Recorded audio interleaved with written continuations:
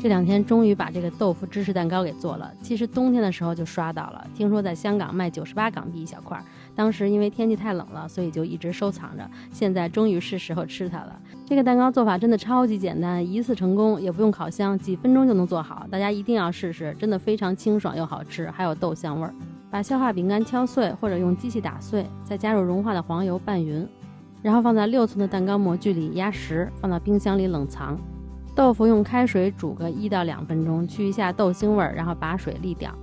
把豆腐、奶油奶酪、糖放在一起，用破壁机或者搅拌棒给它打成非常细腻的糊糊。刚开始我是想自己手动搅拌的，但是我发现手动搅拌是搅不出这么细腻的糊来，还是得用机器打。然后牛奶加热一下，加热到差不多40度，放入豆浆粉和泡软的吉利丁拌匀。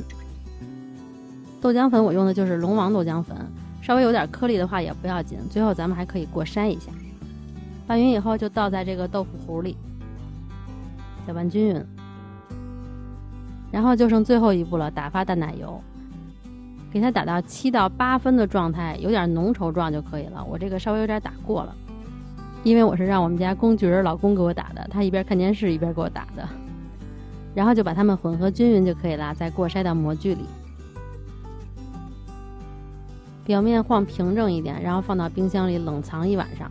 这个蛋糕就可以晚上做，然后放到第2天拿出来就好了。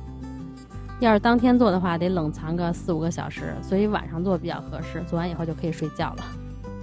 表面用吹风机热风吹一下，然后就可以给它脱模了，非常的光滑细腻。给它平分成6块，用热刀切比较光滑。每切完1刀，然后把刀都洗一下，擦干净，再加热一下，然后再切。然后就可以开吃啦，表面可以淋一点打发的奶油，或者打发的酸奶油，又或者什么都不淋，直接吃就非常好。看这个蛋糕，真的感觉有点像豆腐，嫩嫩的感觉。